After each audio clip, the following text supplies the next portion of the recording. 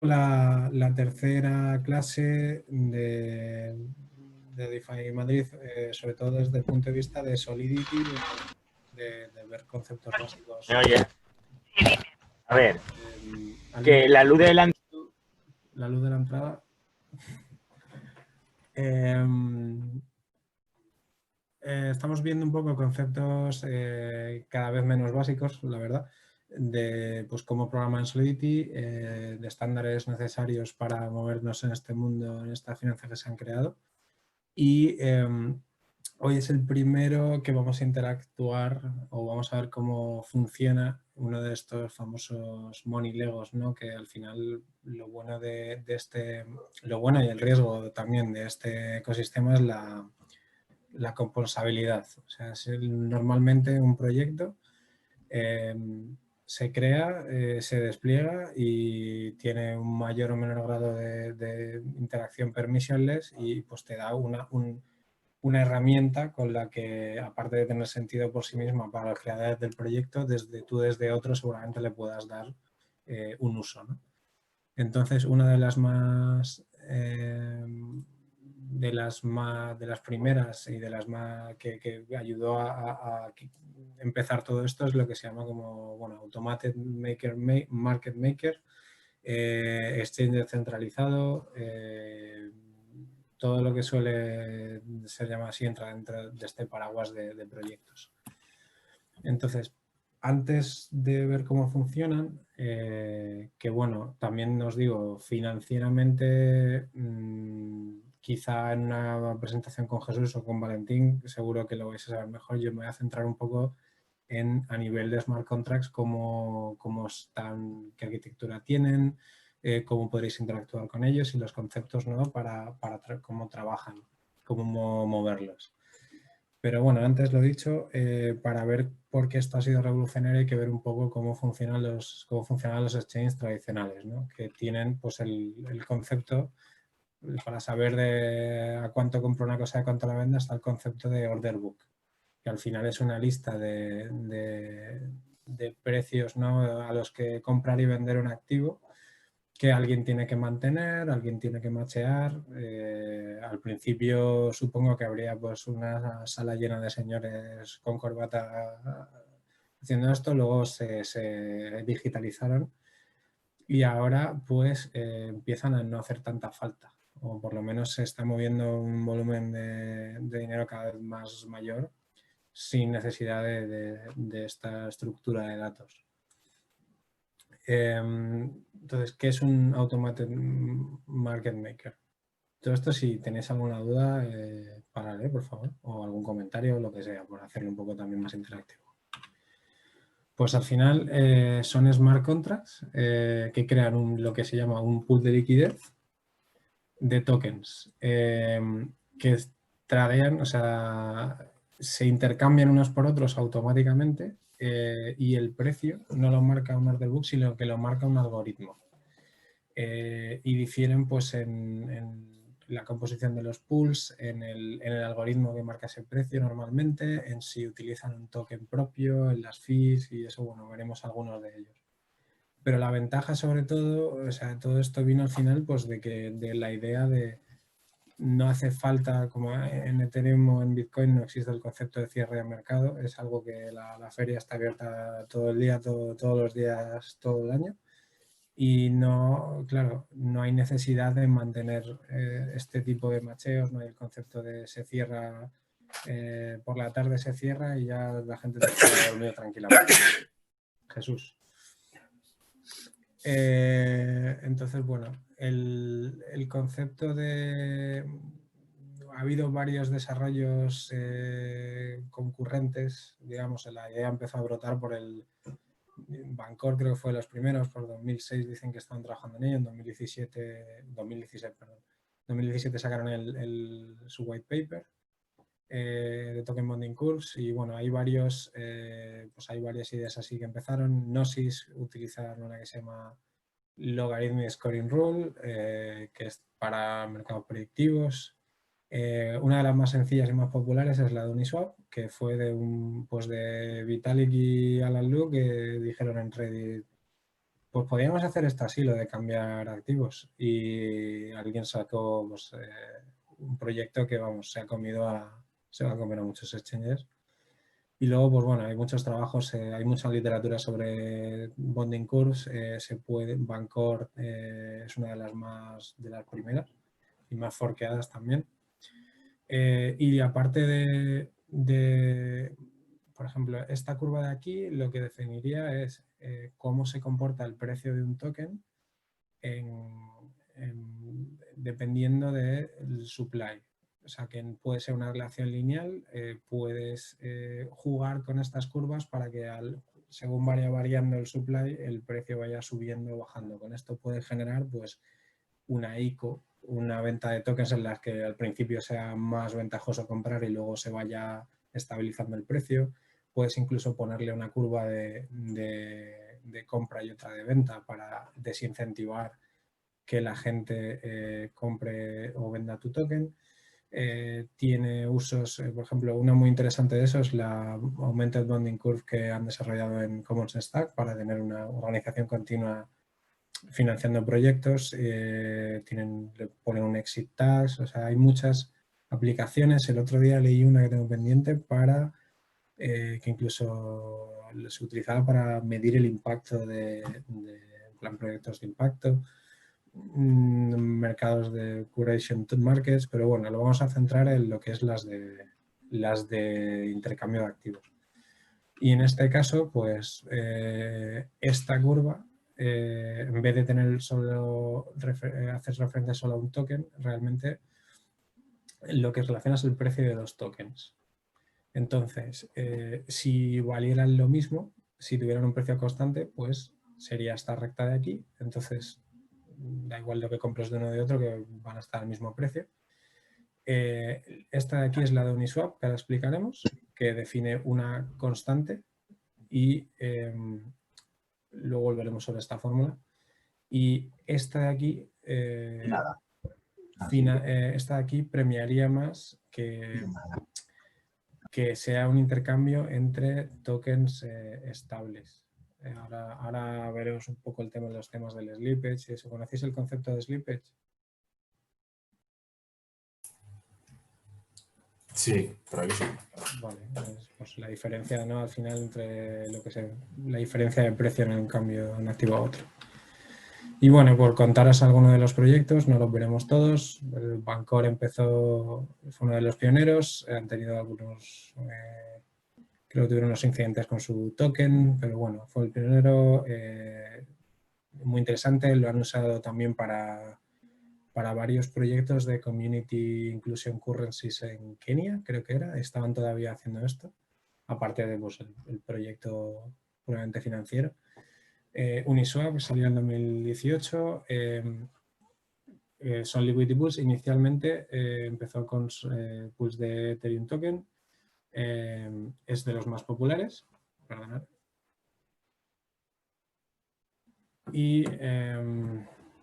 Kyber es similar a Uniswap. Todo al final cada uno son un poco el mismo concepto con algún elemento diferenciador, ¿no? Estos sí que tienen un token propio que se usa para cobrar las fees. Y pues dan también mucho como lo que llaman Kyber Swap, que son unas integraciones para e-commerce, si quieren pagar con cripto, pues o incluso creo que tienen alguna con tarjeta que facilitan pues que recibir tú que ellos pagan el token que quieras y tú lo recibas, ¿no? Balancer es una generalización de Uniswap, que en vez de solo ser pools de 2 tokens, puede ser de N tokens. Esta es de las más flexibles. Es la segunda que vamos a ver en profundidad y permite pues, variar los pesos dinámicamente, que sean pools controladas por un smart contract. Sobre esto se están construyendo cosas muy interesantes. Y luego, por ejemplo, otra aplicación de Bonding Curves es Curve Finance. Aquí lo que vamos a ver es que con la curva de Uniswap hay más diferencia de precio, cambiando, o sea, a más grande sea el trade, más mueve el precio. Pero si estás cambiando a lo mejor $1 por otro, es decir, un USDT por un DAI, pues no es muy eficiente porque cambiando algo que debería rondar el mismo valor vas a perder bastante. Entonces, desarrollaron Curve con la idea de que hubiera intercambios entre activos que deberían representar el mismo precio, por ejemplo, diferentes BTCs, minimizando el slippage, ¿no? Y bueno, vamos a ver un poco cómo funciona Uniswap. Como hemos dicho, swaps de tokens RC20, como Hop Currency tiene es permissionless. Cualquiera puede subir. Además, es uno de los proyectos con más contratos sin admin keys ni nada. Ahora con lo de la gobernanza que ha sacado el token de Uni, realmente no sé hasta qué punto sigue siendo así, pero cualquiera puede crear un pool. Esto ya solo eso es revolucionario porque anteriormente en estos order book pues cualquiera no puede montar un exchange. En este caso solo necesitas tener pues poner en un smart contract una distribución del 50% al 50% entre dos tokens. Importante que es el 50% en valor. O sea, no vale en plan 10 éteres, 10 DAIs. Ahí te van a arbitrar mucho, ¿no? Y luego pues tiene además otras... en ese ecosistema aporta bastantes herramientas también como flash swaps, es decir, que te dejan una liquidez casi infinita para hacer swaps, puedes montar oráculos y bueno, vamos a ver un poco cómo funciona. El concepto de pool de Uniswap, al final lo que tienen es una reserva. O sea, a la vez es un token, pero luego vamos a eso, es una reserva en la que, por ejemplo, en esto, pues cuando tú provees de liquidez a la reserva, te van a recompensar por ello. O sea, esto no es algo que tú hagas gratis. Esto no lo hemos comentado, pero bueno, estos proyectos suelen tener unas fees en las que si tú pones en la liquidez, cada vez que hay un trade, algo se va para ti.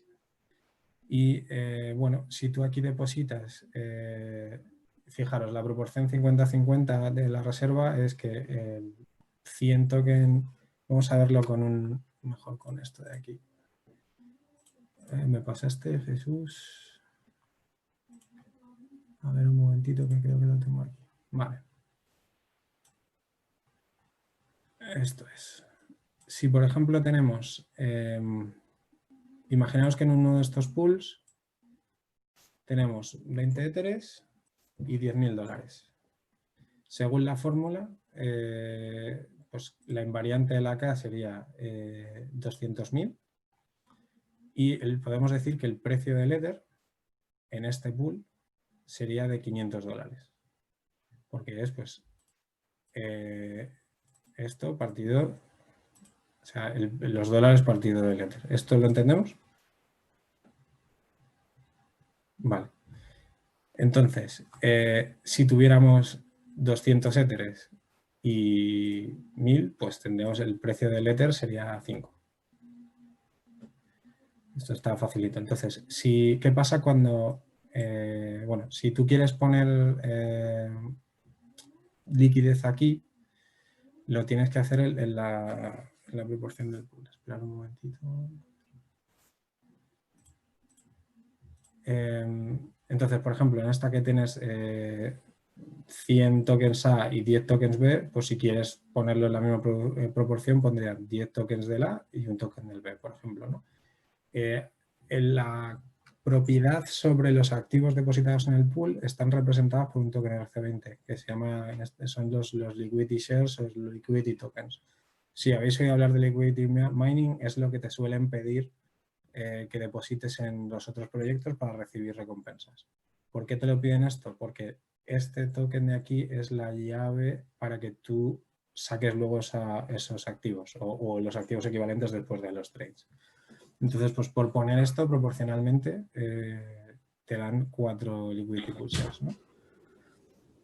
Entonces, luego hay otro agente aquí que sería bueno, vamos a ver cómo funcionaría esto a nivel de smart contracts. El otro día, bueno, aquí creo que habéis visto Truffle. Yo os hablé un poco de Hardhat. Builder ahora se llama Hardhat y esto es Remix. Es un IDE de Ethereum. Hay versión de escritorio, pero empezó como browser y la verdad que de lo simple que era ha mejorado bastante. y os puede servir para probar estas cosas. Smart contracts así rapiditos viene muy bien para hacer prototipos, porque ya si tenéis un MetaMask o algún inyector de estos de Web3, os permite interactuar con los contratos bastante fácil sin tener que andar verificándolos en Etherscan para tener o escribiendo scripts. Y bueno, vamos a usarlo un poquito para ver esta demostración, ¿vale? Si tuviéramos, lo primero necesitamos 2 tokens, ¿no? Para esto, pues como es una testnet, yo lo que he cogido es, me voy a crear token.com prácticamente. Esto, mira, vamos a hacer un nuevo ejemplo. ¿Cómo era el token de CryptoPlaza?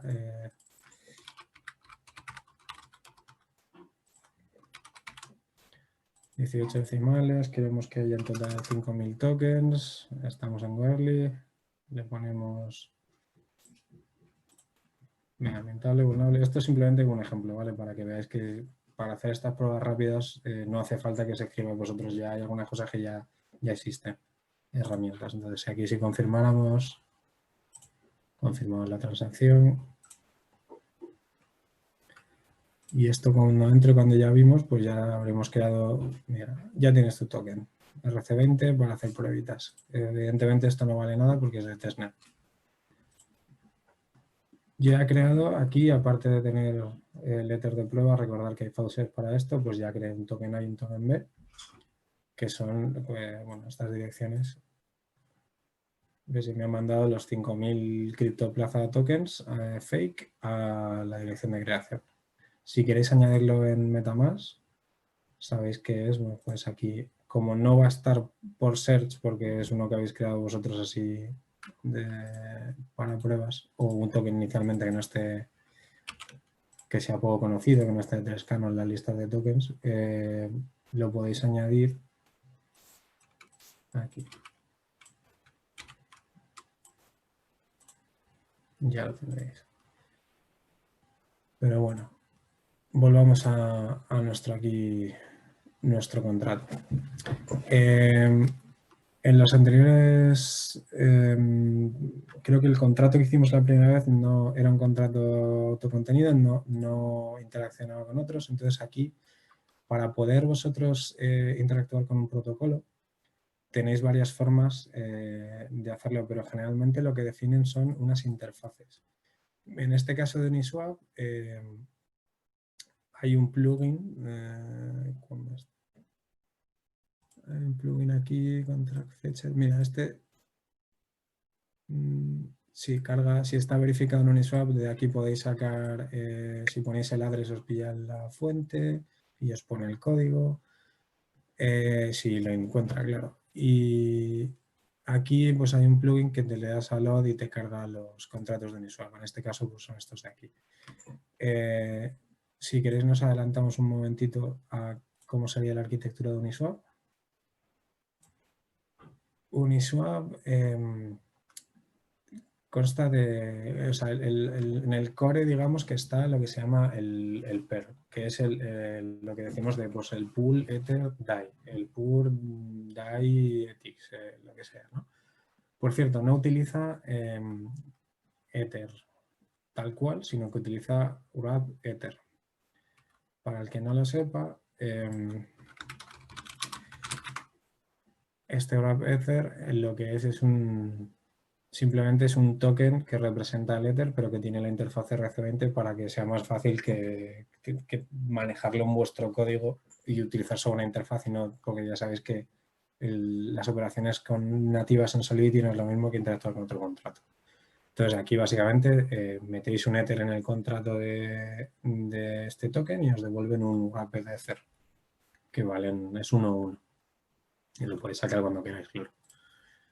Entonces, este PER realmente es un contrato que hereda de dos. Es, por una parte, Uniswap PER, que tiene toda la lógica necesaria para mantener ese par, para hacer los swaps, para ver los precios y para calcular el acumulado del precio y demás. Podéis verlo también, es muy importante.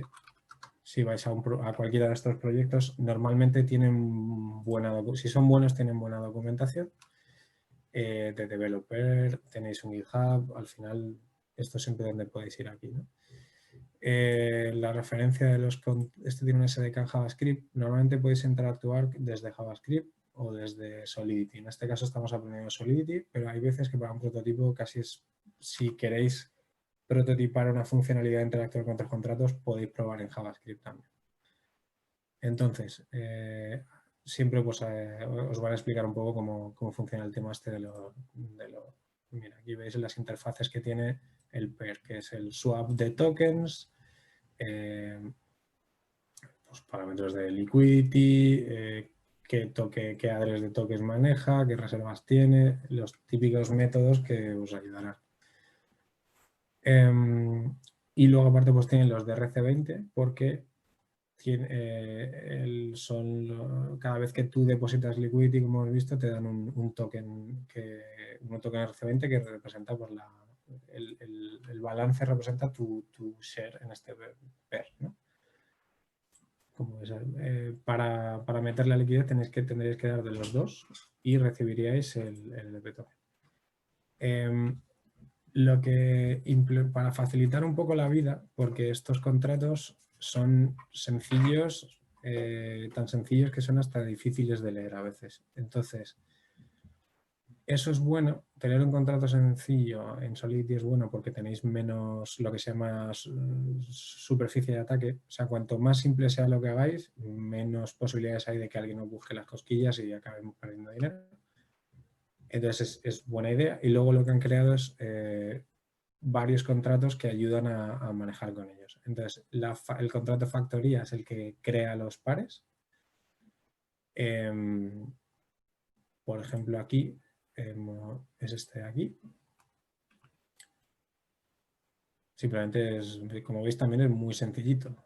Hace una cosa. Esto está muy bien generalmente en código, que es que una clase o un contrato hace una cosa, nada más. Entonces, podéis repartir las responsabilidades.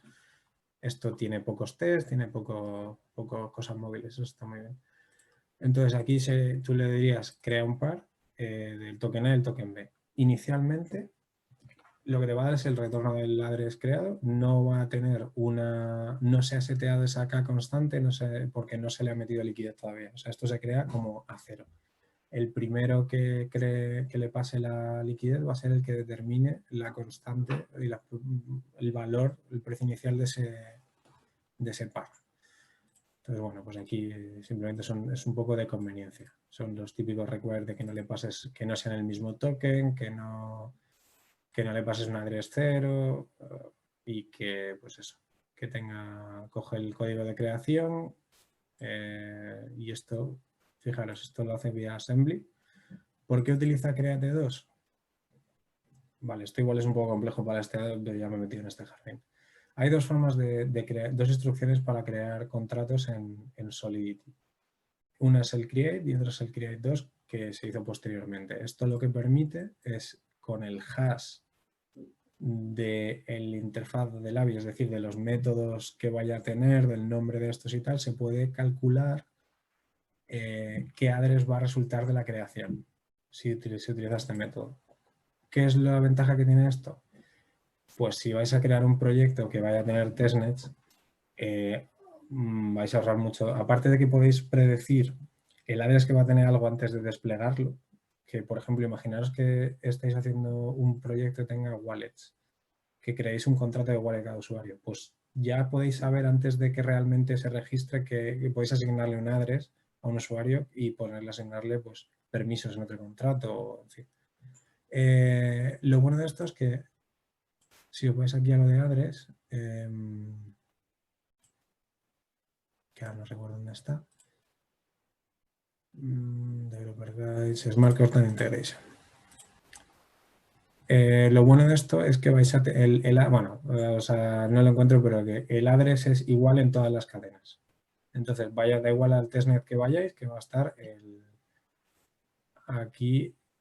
Esto también está bien para no cagarle en mandar tokens donde no son, en cosas así. Entonces, en nuestro contrato, pues tenemos, ya los he puesto yo, estos son los token.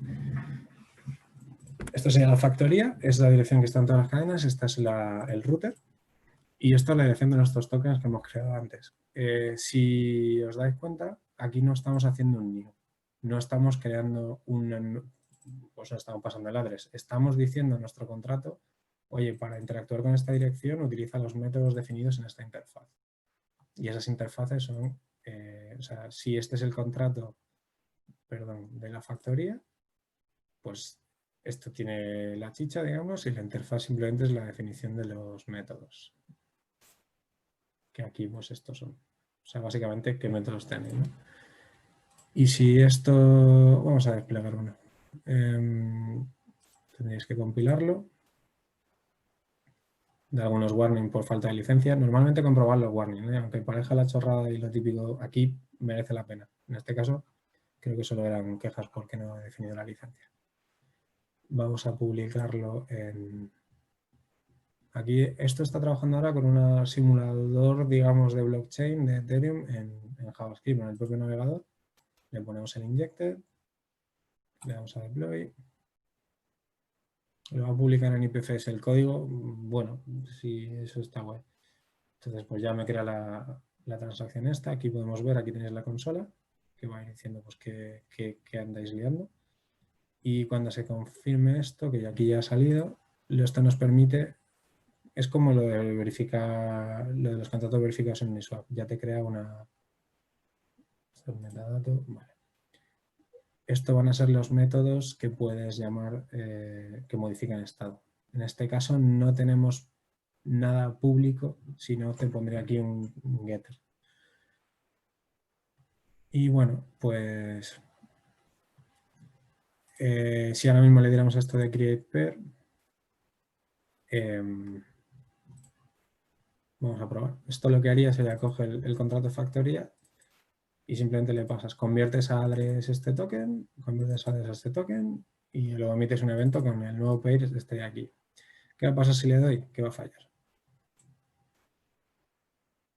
¿Por qué? Porque probando, haciendo la clase ya lo cree. Entonces, ahora últimamente, no hace tanto tiempo, no sabríais por qué ha fallado. En este caso, tenéis aquí el mensaje de el par ya existe.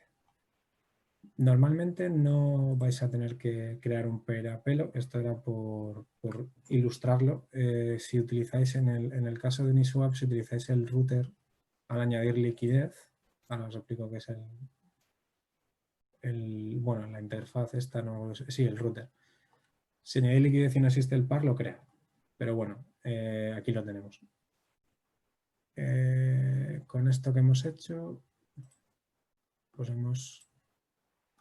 hemos creado un par vacío, ¿vale? Vamos a añadirle liquidez para que veáis pues cómo sería. Para esto lo que nos facilita Uniswap es lo que se llama, hay una serie de contratos que lo llaman la periferia, que son generalmente métodos de conveniencia. Y hay uno que es el router, es el con el que interactúa su frontend, casi todos los frontend de Uniswap que yo conozca. Y aquí puedes ir ya pues como liquidity provider y proveer liquidez o como trader. Es la versión 2 porque no es que hayan actualizado el mismo contrato, sino que han desplegado otro y lo han apuntado a ello. Los contratos estos creo que no son actualizables. ¿Y dónde estaba? Aquí.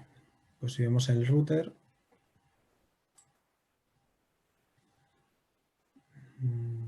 contracts, router 2. Aquí ya pues tenéis todo lo necesario para interactuar con los pairs. ¿Cuánto sacaríais de un token? ¿Cuánto meteríais con ciertos parámetros? Porque claro, a veces hay, bueno, hablemos de los swap. Añadir liquidez, pues sería esta firma del método. Necesitas el token A, el token B, cuánto quieres meter de cada uno, el mínimo. ¿Por qué? Mientras vuestra transacción de aportada de liquidez o de swap se está minando, el pool sigue vivo y es una API pública. Entonces, puede que los precios varíen bastante si se está haciendo trading por medio. Entonces, las transacciones que anden delante tuyo van a modificar estos valores. Entonces, hay que darle una tolerancia, un mínimo, para que si tú lo configuras, para que si va a haber algo muy desfavorable a lo que tenías pensado cuando lanzaste la transacción, que falle. El address de tú este es quién va a recibir los tokens de liquidez, que podéis hacerlo por los usuarios de vuestra plataforma o por vosotros mismos. Podéis crear, por ejemplo, que no sé si Dharma lo hace así o no estoy muy seguro, pero hay proyectos en los que los derechos del pool no son tuyos, son de quien te está dando el smart contract para crear esos pools. Entonces, claro, luego los rewards van a dónde van, ¿no? Pues esto hay que ver con qué se interactúa. El deadline es por si la transacción tenéis que darle como, vale, quiero esto, quiero que viva, pues a lo mejor, yo qué sé, 20 minutos más allá de que lance la transacción, porque si no, a lo mejor ya no tiene nada de sentido y puede variar mucho los precios. Entonces, pues eso, aquí es el ratio ideal y aquí tiene que ser menor, o sea, es el mínimo que va a entrar de cada uno y eso puede jugar con las tolerancias. Es muy importante que le echéis un ojo. Entonces, podéis añadirlo con Liquidity entre dos tokens, tienes métodos para añadirlo con Ether, que ya te va a hacer el propio wrapping del Ether a Wrapped Ether. Puedes quitar liquidez y pues luego hay métodos de swap, hay métodos si veis algo de with permit, ya lo hablamos en el RC20, ¿os acordáis de que había una forma de mandar una firma, que son estos parámetros de aquí, que el smart contract reconozca que esa firma es válida y que ejecute la transacción? Esto sería una forma de hacer una metatransacción, de que alguien de vuestro sistema, de pagarle la transacción a alguien que esté utilizando vuestra DApp. Pero bueno, no me enrollo más con esto. Vamos a ver cómo añadiríamos liquidez. A ver, esto lo he puesto aquí por comodidad, pero podréis tener los métodos aquí de cómo añadirlo y tal, ¿no? Entonces, lo primero definís qué amount queréis. Luego habría que, aquí, fijaros, como esto va a ser la misma funcionalidad, esto es muy básico, pero bueno, si veis que va a estar repitiendo funcionalidad, haceros un método interno que haga lo mismo siempre. Entonces, menos copia-pega, menos errores. Entonces, aquí simplemente le pasáis un amount, el token en concreto, y lo que quiero que haga es que tiene que... se puede hacer de varias formas. O sea, podéis hacer el approve por fuera y mandar los tokens. En este caso, al final queremos que el token saque los tokens de mi cuenta y se los mande a sí mismo.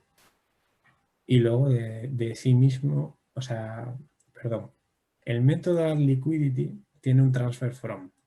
Entonces, va a tener que sacar los tokens de quien le llame. En este caso, como le va a llamar un smart contract, los tokens va a esperar que estén en el balance del smart contract.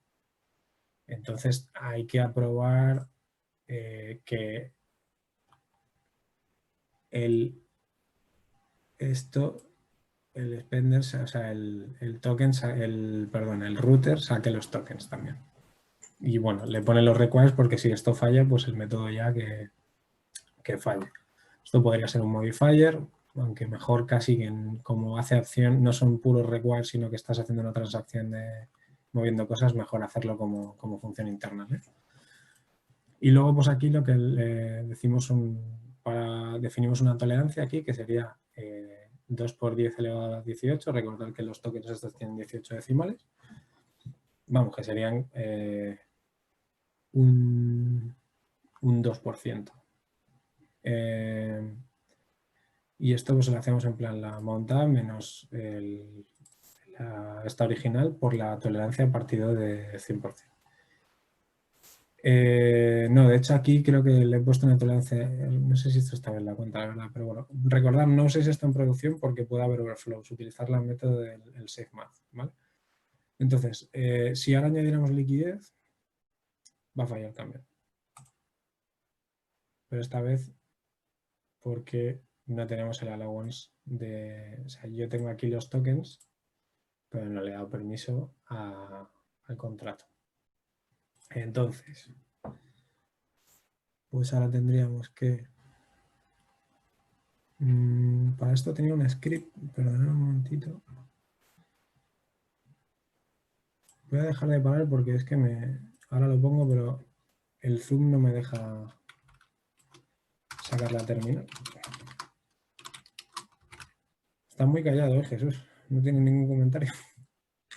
Ah, por aquí te estoy siguiendo, Raúl. Vale. Si hay algo de. Si mientras saco esta terminal, puedes decir algo de. O si quieres explicar tú lo de los precios.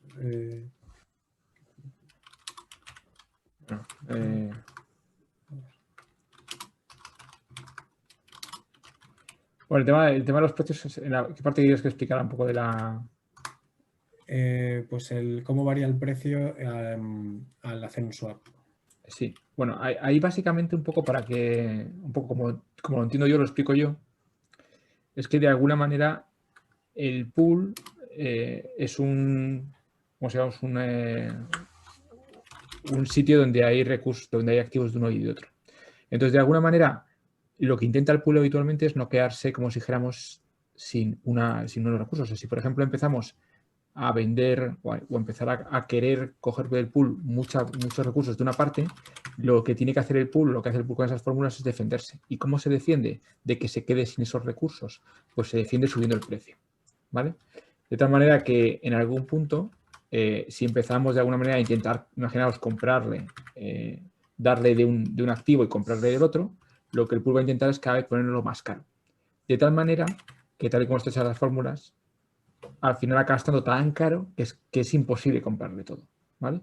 Entonces, lo que definen un poco cada vez que de alguna manera hacemos un trade, pues en función de cuánto le pidamos, es decir, de cómo exigentes somos, o si el pool es muy pequeñito, por ejemplo, en cuanto le pidamos poco, enseguida va a empezar a quejarse y nos va a dar precios muy altos. Si el pool es muy grande, pues admitirá de alguna manera más margen, ¿vale?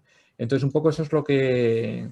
Las fórmulas lo que tratan un poco de definir es cómo va ese precio respondiendo a esas peticiones. Pero de alguna manera, al final, los pools, cuando se van a quedar casi sin activos de eso, pues acaban teniendo precios desorbitados. La única diferencia es que lleguen antes o lleguen después o como vayan subiendo. Entonces, siempre se intenta de alguna manera que los precios en una zona intermedia pues no suban mucho, bajen mucho para que no desanimen a comprar. Claro, si tú vas a comprar un ETH que a lo mejor, imaginaos, está en 400 y el pool te está dando un precio de 420, pues claro, vas a ir a comprar a otro sitio.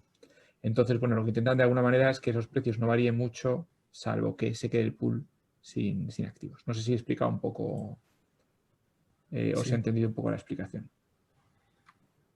Yo me he enterado. No sé vosotros. Bueno, como apoyo a esta clase también, he preparado un pequeño proyecto de Hardhat. Aquí lo que vamos a hacer es, Hardhat permite correr scripts para operaciones repetitivas, casi mejor. O sea, podéis hacerlo en consola uno a uno, pero la verdad que ya si lo dejáis hecho aquí, esto lo hacen con Ethers. Estoy utilizando un paquete que os puse en Discord de MoneyLegos para coger los ABIs de los proyectos. Y aquí, pues bueno, tendríamos que coger quiero aprobar los tokens estos para moverlo, ¿no? Entonces, aquí hemos dicho que el contrato crea... No, este es el del token. A ver, un momento. 0x82b. Pues no. Voy a ver un momento la... Contra creation. Mira, a ver si es este. 0x82d. Vale. Si vamos aquí, pues estos dos tokens que es lo que quiero, lo que cojo el Signer, que es la abstracción de un wallet en Ethers. Estoy utilizando la librería EthersJS. Y cojo un contrato, lo creo con el ABI del RC20, le asigno Signer para poder interactuar con él, para que sea de escritura también. Y lo que voy a generar es dos transacciones de approve con pues una burrada de tokens por no andar haciendo. Normalmente se le pone el máximo incluso, como ya os expliqué. Entonces, a ver, si esto va bien, pues no va bien. Vale, de momento no quiero que utilice esto, pero se ha puesto a compilar. A ver, los scripts de Hardhat podéis utilizarlo con los contratos que tenéis o para hacer lanzar generalmente otras cosas. Aquí no necesitamos ahora. Madre mía, hoy el directo me está dando...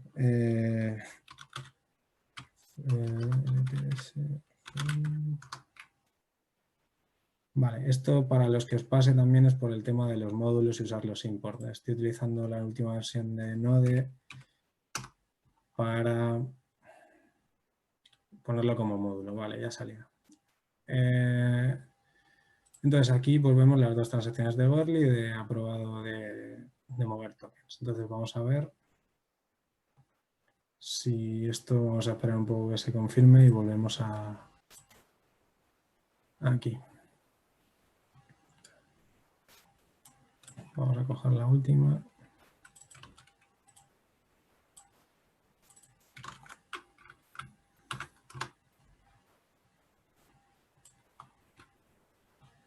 Vaya, pues...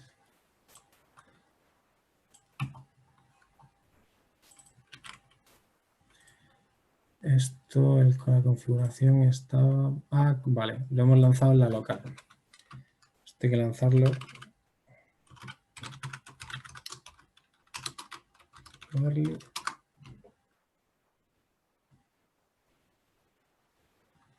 Esto tener cuidado siempre con los networks al lanzar los scripts. Veis que ahora tarda un poquito más porque no es la que tenemos corriendo de JavaScript en local.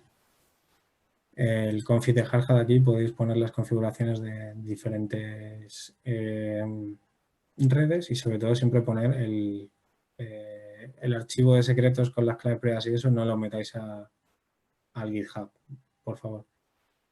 Entonces, voy a coger una de estas.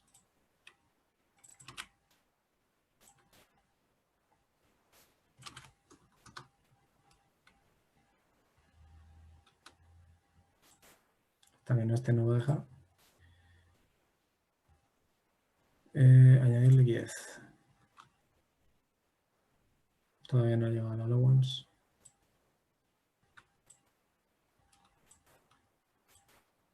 Desarrollo en blockchain, muy rápido.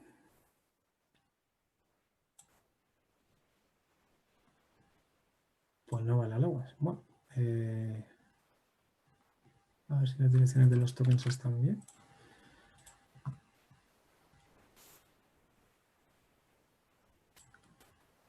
Esto es el... Si habéis estado avanzando con los proyectos, es el pan de cada día. Bueno, pues de momento no ha salido la demo, pero bueno. Este pool ya existe y esto ha ocurrido. Ahora mismo voy a ver si en el historial de transacciones lo vemos, porque lo bueno de esto lo hice con el mismo wallet. Entonces aquí... A ver, perdonad un momento.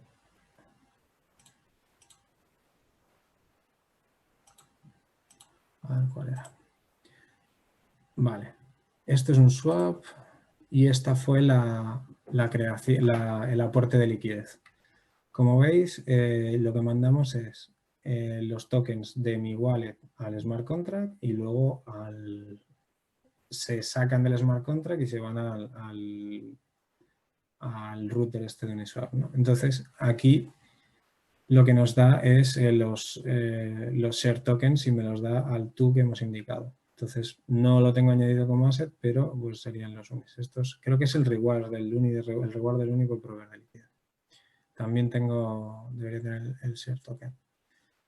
Y luego el swap sería, cuando hagamos un swap, vamos a querer, hay diferentes formas de indicarlo, no podemos decir cuántos queremos meter exactamente de input, cuántos queremos sacar o hacer un trade en plan que consultéis el precio y ponéis una proporción que creéis que va a ser ventajosa. Cada trade, como hemos dicho, va a cambiar la posición cambia la distribución de tokens, por lo tanto, el precio, porque se mueve por la curva de esta curva invariante. Entonces, si en este pool queremos meter 3 tokens de A más un fee, pues si empezó con estas proporciones, con 1200 de A y 400, es decir, con un precio de 3, pues ahora se mueve, va a haber 1203 tokens más el fee, 3,03, y va a haber menos del que sacas porque te llevas uno. Con lo cual ahora, pues para el siguiente que vaya a hacer el trade, el precio es un poquito más caro. ¿Cómo hacemos esto a nivel de contrato? Pues nada más, en Uniswap es con el propio router, hay un montón de métodos de swap, swap exact tokens for tokens, aquí ya es un poco por donde queráis tener la tolerancia, si a la entrada, a la salida, si queréis algo exacto que falle. Entonces, bueno, tenéis unos cuantos métodos aquí que podéis ver, aparte de subversiones con permit. Están aquí todos, ¿no? En nuestro ejemplo de swap A for B, queremos, lo primero, necesitamos hacer el approve del token A. En este caso, le vamos a indicar cuánto amount quieres o sea, hemos definido que va a ser el A por el B, cuánto entra y el mínimo que queremos que salga. ¿Vale? Entonces, para preparar esta transacción, lo que nos pide es el amount in, en este caso, tal cual, y aquí tenemos que generar un array dinámico de el path de qué saltos tiene que hacer, ¿no? Y en este caso queremos que vaya del token A al token B. ¿Por qué lo hago así y no hago address memory? Para recordar que para los tipos que no sean de valor, sino que es de referencia, hay que poner en dónde viven en el contrato. En este caso, en memoria. Esto se va a borrar una vez se salga del método. No se queda persistente como estos de aquí, ¿vale? No está en el storage. Con lo cual es un poquito más barato. ¿Por qué no hago así? Y directamente le enchufo aquí el literal o lo inicio con un literal. Pues es una restricción que tiene ahora mismo Solidity. Dicen que lo van a quitar, todavía no se sabe cuánto. Entonces, si queréis, si fuera fijo, sí que podéis ponerle un literal. Si no, vais a tener que ir uno a uno añadiendo los valores. Pues bueno, de momento es así. Como veis aquí, les estoy añadiendo, esta cifra la he puesto un poco aleatoriamente. Esto, block timestamp, es la forma que tiene vuestro, lo más parecido a un reloj que tiene vuestro contrato, su concepto de la hora, que es el timestamp de Linux, ya sabéis, de Linux, de Unix. Si vais a Unix timestamp, pues esto es el de ahora. Esto representa esta fecha, ¿no? Es el número de segundos desde 1970, bueno, eso da igual. Y esto debería funcionar. Recordemos que estos son de varios decimales, con lo cual viene bien un conversor. Vamos a mandar pues 10 tokens.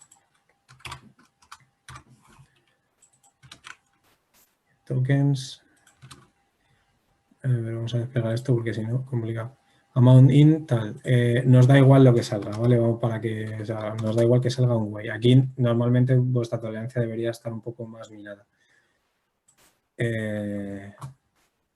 Madre mía, pues no con lo de la allowance, eso que...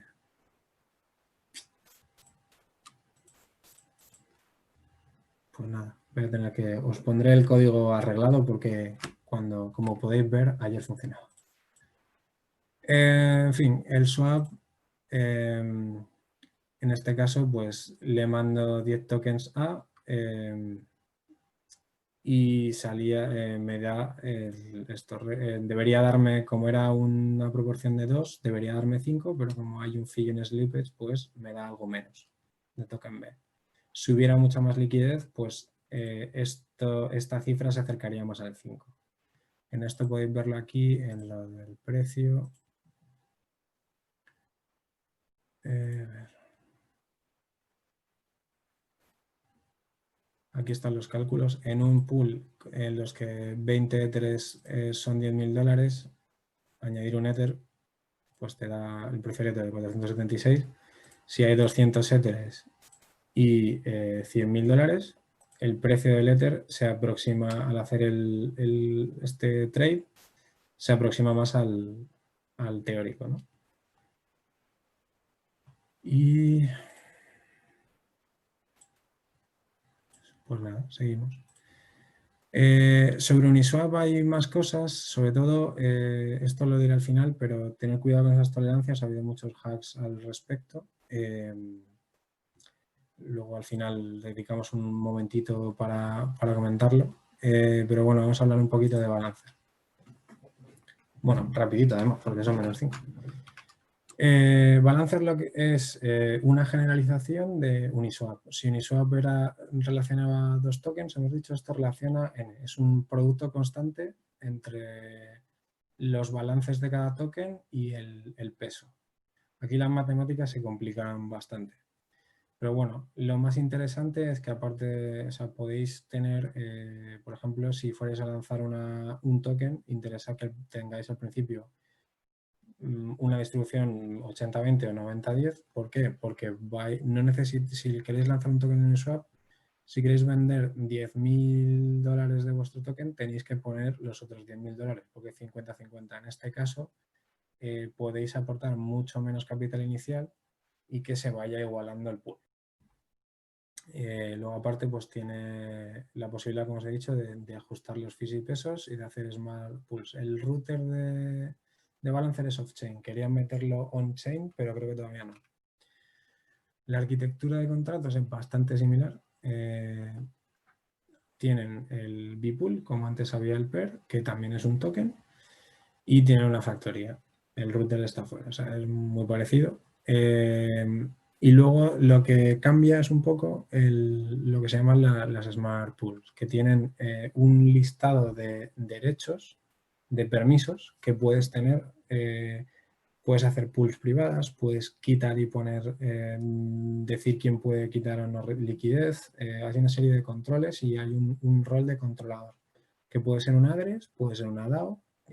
Si no me equivoco, PyDAO es una DAO que controla pools de Balancer. Y bueno, permite hacer unos casos que tienen muy interesantes, cada vez están posteando más. Vamos a ver uno. Por ejemplo, el Liquidity Bootstrapping Pool, que se decía. La idea de esto es lo que... quería ver un poco el código, perdonad. Lo que permite es ir cambiando, pues eso, el peso con el tiempo el peso de la proporción de cada token.